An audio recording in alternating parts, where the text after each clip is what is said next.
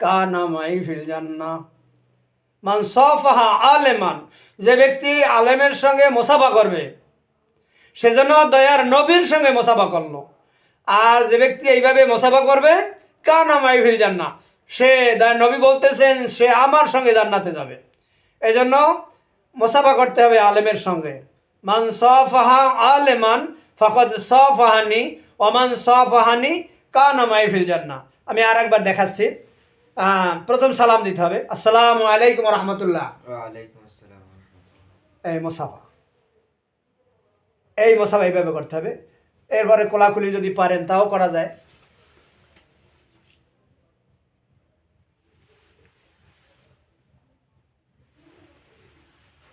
মান সাফাহা আলেমান ফাকাদ সাফাহানি ওয়া মান সাফাহানি কানা মাই ফিল জান্নাহ। হ্যাঁ, আপনার বলতে হবে, বলেন। মান সাফা আলিমান। হ্যাঁ, এভাবে একটু টাইনে বলতে হবে, নাহলে মান সাফাহা আলেমান মান সাফাহা আলিমান ফাকাদ সাফাহানি ফাকাদ সাফাহানি ওয়া মান সাফাহানি ওয়া মান সাফাহানি কানা মাই ফিল জান্নাহ। কানা মাইয়া ফিল জান্নাহ। মাই ফিল জান্নাহ। মাই ফিল জান্নাহ। হ্যাঁ, ঠিক আছে। আমার নাতি আল্লাহ তালা যেন বড় আলেম বানান, জাতির খেদমত করতে পারেন।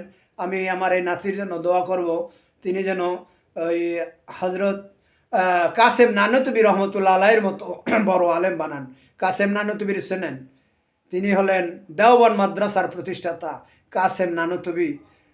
তার মতো যেন আমার এই নাতিকে আল্লাহ বানাই দেন। জোরে বলেন আমিন। আমিন। আরও জোরে বলেন আমিন। আমিন। আল্লাহ তুমি কবুল করো।